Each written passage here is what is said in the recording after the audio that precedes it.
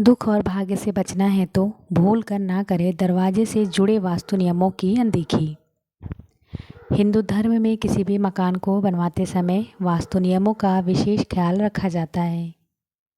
यदि बात करें घर के मुख्य द्वार की तो उसकी खूबसूरती बनाए रखने के लिए आदमी कोई कसर नहीं छोड़ता है।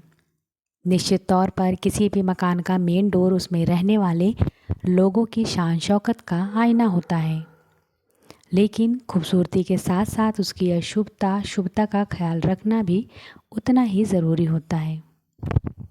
घर से जुड़े वास्तु दोष क्या होते हैं, इसे दूर करने के उपाय क्या हैं, आइए जानते हैं कि हमें अपने घर के मुख्य द्वार को बनवाते समय किन बातों का ध्यान रखना चाहिए।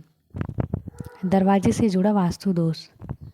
वास्तुशास्त्र के अनुसार यदि आपके घर का मुख्य द्वार गलत दिशा में बना हुआ है या फिर उस दरवाजे के पल्ले गलत दिशा में खुलते हैं तो वह दरवाजे से जुड़ा वास्तु दोष कहलाएगा। वास्तु दोष के अनुसार दक्षिण दिशा, दक्षिण पूर्व, दक्षिण पश्चिम दिशा का दरवाजा भी वास्तु दोष का कारण बनता है। मान्यता है कि इस दिशा में बना मुख्य द्वार घर में निगेटिविटी को लेकर आता है। वास्तुशास्त्र के अनुसार घर के मेन डोर का टूटा हुआ या फिर गंदा होना भी वास्तु दोष का कारण बनता है। यदि आपके घर का दरवाज़ा खुलते हैं और बंद होने का समय आवाज़ करता है या फिर उसके बंद होने या खुलने में बाधा आती है तो वह भी वास्तु दोष में ही गिना जाता है। वास्तु दोष के शास्त्र के अनुसार घर के मेन डोर के सामने कोई खंभा, पेड़ या फिर किसी अन्य चीज़ के होने से आने जाने में बाधा उत्पन्न होना वास्तु दोष का कारण बनता है। वास्तुशास्त्र के अनुसार घर के मेन डोर के सामने चप्पलों का बिखरा हुआ होना, फिर वहाँ पर भी अशुभ चीज़ों का पड़ा होना, वह भी वास्तु दोष का कारण बनता है। वास्तु शास्त्र के अनुसार घर के मेन डोर के पास कांटेदार पेड़ का होना भी वास्तु दोष में आता है। मेन डोर से जुड़े वास्तु उपाय।